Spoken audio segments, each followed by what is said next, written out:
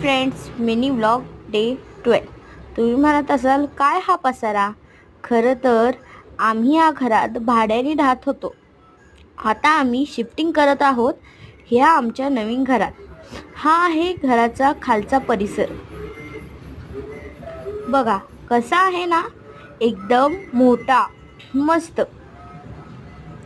आता आम्ही हे बघा इथून वर जायचं. फर्स्ट फ्लोअरवर आहे आमचं नवीन घर. हा आहे आमचा आतमधला हॉल घराचा.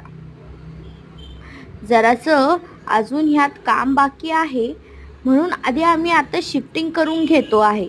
हा आहे हॉल आणि हा आहे घराचं किचन.